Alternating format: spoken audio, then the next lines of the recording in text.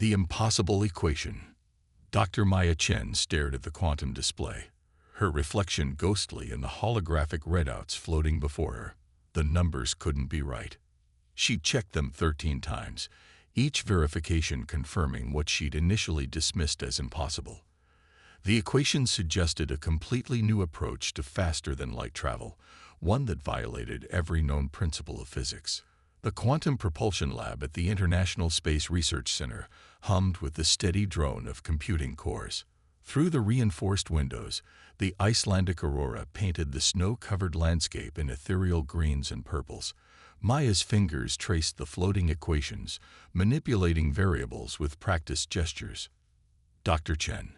Sarah Rodriguez, her doctoral student, appeared at her shoulder. The new simulations are ready. Maya nodded, dark eyes never leaving the display. Run them. Full spectrum analysis. The holographic display erupted with new data streams. Traditional FTL theory focused on bending spacetime, creating bubbles of normal space within warped space. But Maya's equations suggested something entirely different. They showed that reality itself had seams, quantum-level fault lines that could be exploited. "This can't be right," Sarah whispered, her face illuminated by the streaming data. The energy requirements. They're a fraction of what conventional drive theory predicts. Maya allowed herself a small smile. "That's because we're not fighting physics, Sarah. We're asking nicely." The lab's quantum core pulsed with mysterious light as it processed the simulations. Maya had discovered these quantum seams by accident, noticing anomalous patterns in background radiation studies. What started as a curious side project had evolved into something that could revolutionize human space travel. A sharp tone cut through the lab's ambient hum. Maya's eyes snapped to the primary display, where red warning indicators flashed. The simulation was showing energy readings far beyond their predictions. Power spike in the quantum core. Sarah's fingers flew across the controls. "It's resonating with something." Maya rushed to the containment controls, but before she could reach them, every screen in the lab flickered and went dark. When they reactivated seconds later, the displays showed something impossible, a cascade of quantum events spreading outward from their facility like ripples in a cosmic pond. "Maya." Sarah's voice trembled slightly. "I don't think this is just a simulation anymore." The quantum core had somehow synchronized with the very seams in reality that Maya's equations had predicted. They weren't just observing them anymore. They were interacting with them. A deep thrumming filled the lab, more felt than heard. Outside, the aurora had taken on impossible colors, patterns that shouldn't exist in nature. Maya's equations floated before her, no longer just theoretical constructs, but a key to something far more profound. "Dr. Chen," Sarah called out, her voice tight with controlled panic. "We're picking up signals. They're not from Earth." The displays showed a series of perfectly structured pulses coming from deep space, far too regular to be natural. As Maya watched, they resolved into a clear message in precisely formed text. "CEACQUANTUMMANIPULHAON I'm MEDATLI. Provincial species are not authorized to access reality UDCAMs. Galactic Council representatives en route." Maya felt a laugh bubble up from deep inside her. Of course, they weren't the first to discover the seams, just the first to approach them differently. While other civilizations had probably spent millennia trying to force their way through space-time, humanity had stumbled upon a gentler solution. "Sarah," Maya said, straightening her lab coat with steady hands, "contact the director. Tell him we're about to have some very interesting visitors." The young researcher nodded, already reaching for the secure comm line. Maya turned back to her equations, mind racing. The Galactic Council, whatever that was, clearly had protocols for handling civilizations that discovered FTL travel. But she suspected they'd never encountered a species that found this particular path to the stars. As emergency alerts began blaring throughout the facility, Maya allowed herself a moment of pure scientific joy. Humanity hadn't just solved FTL travel. They'd solved it in a way that would force the galaxy's most advanced civilizations to rethink everything they thought they knew about physics. Above the facility, the aurora continued to dance with impossible colors, nature itself seeming to celebrate humanity's first steps into a much larger universe. The quantum core pulsed steadily, its light now synchronized with the cosmic seams that had always been there, waiting for someone to simply ask nicely instead of demanding entrance to the stars. Maya Chen, the human who had politely knocked on the universe's door instead of trying to break it down, stood ready to greet whatever came through from the other side. Protocol breakers. The Galactic Council's ship materialized above the ISRC facility like a crystal origami unfolding in space. It shed colors that human eyes had never seen, its hull seemingly made of mathematical equations given physical form. Maya stood in the facility's main conference room alongside Director James Harris and representatives from Earth's major spacefaring nations. The quantum core had been powered down, but its resonance with the universal seams lingered, creating a subtle vibration that only she seemed to notice. The alien delegation materialized without warning or theatrical effect. One moment the room was empty. The next, 3 beings occupied the space. Their forms defied easy description. One appeared to be a lattice of living light, another a collection of geometric shapes in constant motion, and the third a swirling mass of what looked like liquid mathematics. "I am Arbitrator Veeks," the lattice of light announced, its voice bypassing their ears to manifest directly in their minds. "You have violated Protocol 7249, unauthorized reality manipulation by pre-contact species." Director Harris stepped forward, his diplomatic training evident in his measured response. "We were unaware of any protocols. Our discovery was made independently, through legitimate scientific research." The geometric being shifted, its angles expressing what might have been irritation. "Ignorance does not excuse the violation. Your method of accessing reality seems is crude, dangerous. It must be terminated immediately." Maya couldn't contain herself any longer. "Crude. Our approach uses less than 1,000th of the energy required by conventional drive systems. We're not forcing the seams open. We're working with them." The liquid mathematics being flowed forward, its surface rippling with complex equations that Maya recognized as advanced quantum field theories. "Impossible. We have studied reality seams for millennia. Your species has barely mastered orbital flight." "Then maybe you've been studying them wrong," Maya challenged, pulling up her equations on the room's holographic display. "Look at the resonance patterns. We're not trying to tear through space-time. We're finding the natural gaps, the places where reality itself offers a path." The 3 alien beings converged, their forms intermingling as they examined the data. Maya watched as her equations reflected in their substance, creating cascading patterns of light and geometry. "This approach," Veeks's voice held a new tone. "Uncertainty. It contradicts established theories. Yet it works," Maya pressed. "And not just works better. No structural damage to space-time, minimal energy requirements, and completely sustainable." The liquid mathematics being rippled violently. "The Council protocols exist for a reason. Uncontrolled advancement of pre-contact species is exactly what drives innovation." Director Harris interrupted. "We didn't know it couldn't be done, so we found a way to do it." The geometric being's angles shifted into what might have been a contemplative configuration. "The human approach, it is elegant in its simplicity. But the protocols are based on old understanding," Maya finished. "We're not asking permission to use your method. We're offering to share ours." The 3 council representatives withdrew slightly, their forms synchronizing in what was clearly an intense private discussion. Maya could see equations and energy patterns flowing between them, complex calculations and probability matrices forming and dissolving. Finally, Veeks spoke again. "This violates numerous protocols.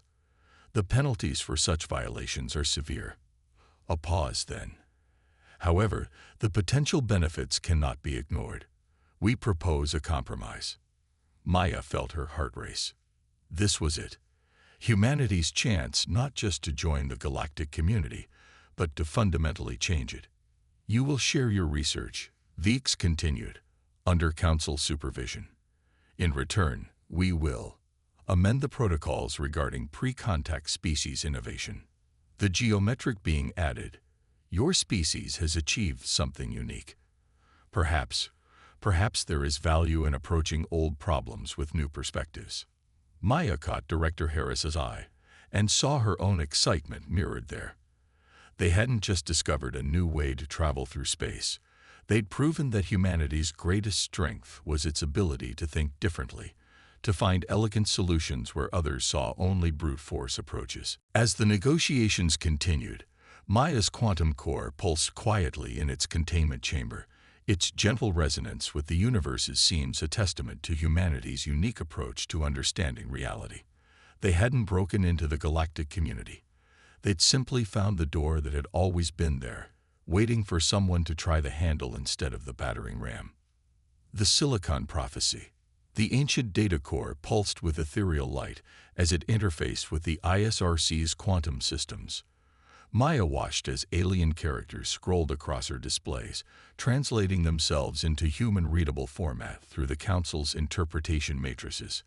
The core had arrived that morning, delivered by a species calling themselves the Silicon Collective, a civilization of artificial intelligences that had evolved from organic computing systems millennia ago. Their representative, a shifting cloud of nanites that called itself HFY, hovered nearby. We have watched humanity's development with particular interest, HFY communicated. Our predictive models indicated a 97.3% probability that your species would discover the gentle path. The data streaming from the core told an incredible story. The collective had spent thousands of years analyzing different approaches to FTL travel, creating simulations of every possible evolutionary path for thousands of species. Their models had consistently shown that conventional FTL methods, the brute force approach used by most civilizations, was slowly damaging the fabric of spacetime. The Council refuses to acknowledge the damage. HFY continued. Their investment in current FTL infrastructure makes them resistant to change. Maya studied the data with growing concern. The models showed fracture patterns in spacetime, spreading like cracks in glass. The conventional FTL methods weren't just inefficient, they were potentially catastrophic. Why didn't you develop our method yourselves? Sarah asked, her hands moving through the holographic data streams. HFY's nanite cloud rippled. We are beings of pure logic. The gentle path requires intuition, an organic perspective we no longer possess. We needed a species that could think both rationally and creatively. The lab doors slid open, admitting Director Harris and a being Maya had never seen before, a towering figure composed of crystalline structures that shifted like flowing water. This is Ambassador Enxubel of the Rim Confederation, Harris announced. They're interested in our research. The crystalline ambassador's voice resonated through the room. The Confederation has long opposed the Council's monopoly on FTL technology. Your discovery validates our concerns about conventional drive systems. Maya began to understand. The Council's resistance wasn't just about protocols, it was about control. Their FTL technology represented power, influence, and economic leverage over younger civilizations. The models suggest we have less than 1,000 years, HFY projected, displaying new simulations. The cumulative damage from conventional FTL drives will reach a critical threshold. The seams humanity has learned to navigate will begin to tear. Ambassador Enxubel's crystalline form pulsed with deep blues. The Confederation is prepared to support Earth's research, regardless of Council protocols. The survival of our galaxy takes precedence over political considerations. Maya shared a look with Sarah. Their simple discovery had evolved into something far more significant. They weren't just developing a new way to travel among the stars, they were racing to save the galaxy itself. We'll need to modify the quantum core, Maya said, already running calculations. scale up the resonance chambers, develop new containment systems. And we'll need data, everything you have on the current damage patterns. Archive 7 interfaced directly with their systems, flooding them with centuries of accumulated data. Ambassador Anxel produced a crystal that seemed to contain pure energy. Confederation resources are at your disposal. We have already begun constructing research facilities in neutral space. As Maya immersed herself in the new data, she realized that humanity's role had fundamentally changed. They weren't just newcomers to galactic civilization. They were its potential saviors. Their primitive approach, born of limited knowledge and resourceful thinking, might be the key to preventing a cosmic catastrophe. The quantum core hummed in harmony with the ancient data core, their resonances interweaving like strands of cosmic DNA. Humanity had found more than a door to the stars. They had discovered a way to heal the wounds their galactic neighbors didn't even know they were inflicting. And somewhere in the vast depths of space, the Council's sensors detected unauthorized quantum signatures as other civilizations began to experiment with humanity's gentle path to the stars. Paradigm shift. The combined research facility orbiting Jupiter's moon, Europa, hummed with activity. Quantum cores from a dozen species synchronized with human resonance technology, their harmonics creating patterns that ripple through subspace. Maya stood at the central control hub, surrounded by holographic displays showing real-time data from across the galaxy. The repair process is accelerating, Sarah reported, working alongside a crystalline scientist from the Confederation. The natural healing rate of spacetime has increased by 300% since we implemented the resonance network. The Council had finally acknowledged the truth when confronted with undeniable evidence. Their traditional FTL methods had been slowly destroying the galaxy's fabric. Now, representatives from every major civilization worked together in the Europa facility, combining their knowledge with human intuition. An alert flashed across the main display. Another critical fracture in spacetime had been detected in the Orion arm. Maya watched as the nearest resonance nodes automatically adjusted their frequencies, gentle waves of quantum energy encouraging the cosmic tissue to knit itself back together. The Council's emergency session is starting, Director Harris announced from the doorway. They're ready for your presentation. Maya nodded, gathering her data. The Council chamber materialized around her as the quantum teleportation system engaged, another innovation born from combining human insights with alien technology. Thousands of representatives from across the galaxy focused their attention on her. The data is conclusive, Maya began, projecting the latest models.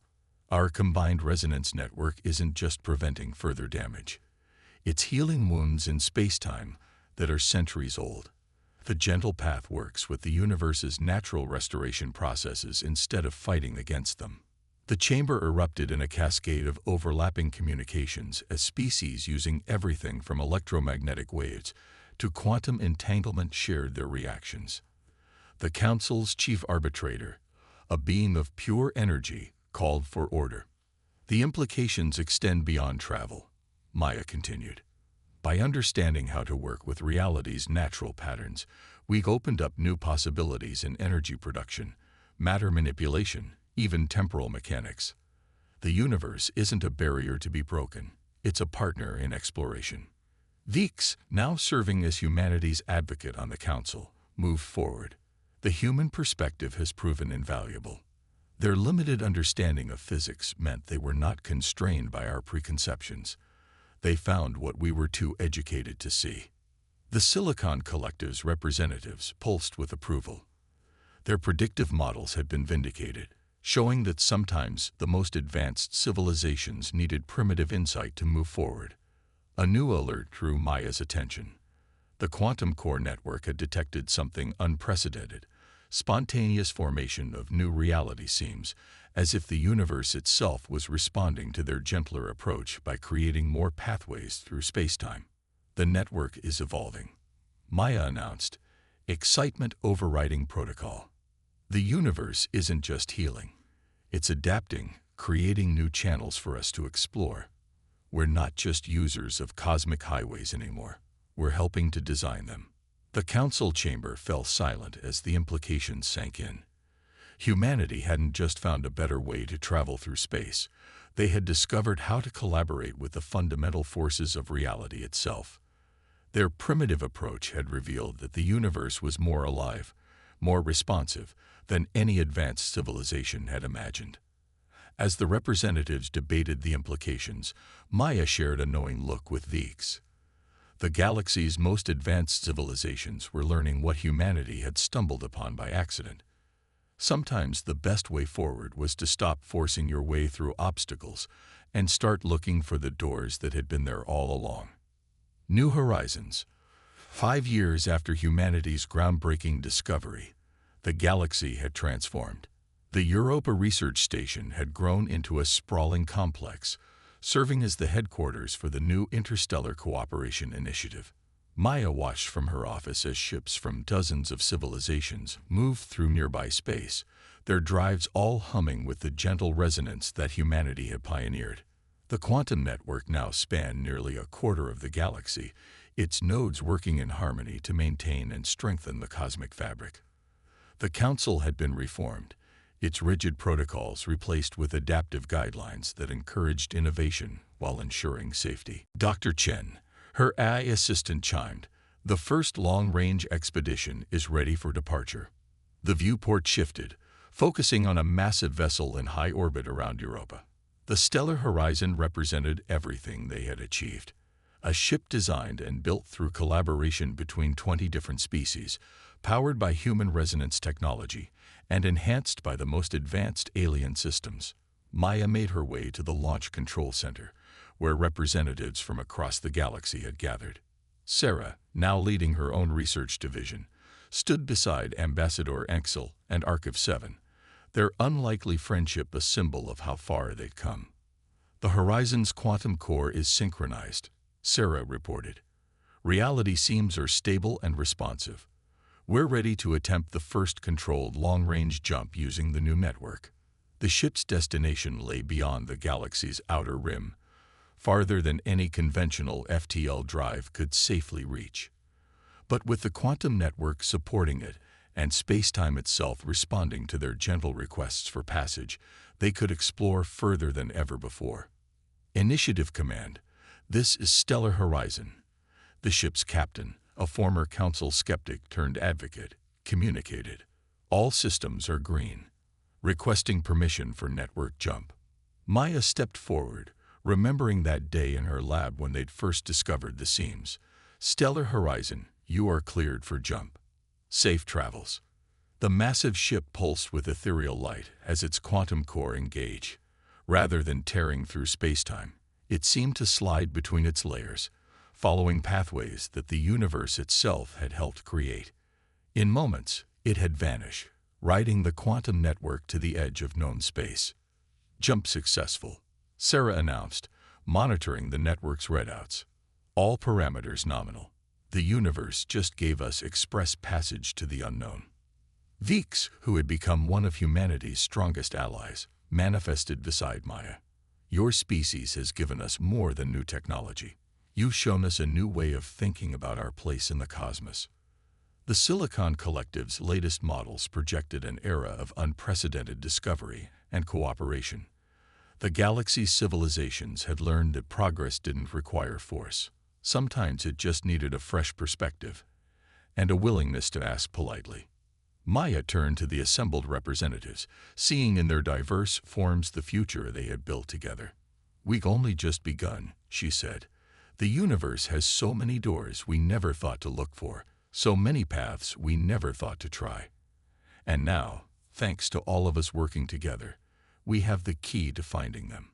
Above them, the quantum network pulsed with possibility, its gentle resonance echoing through space-time like cosmic wind chimes. Humanity had arrived on the galactic stage, not as conquerors or supplicants, but as innovators who had reminded the galaxy's oldest civilizations that sometimes the best solutions were the simplest ones.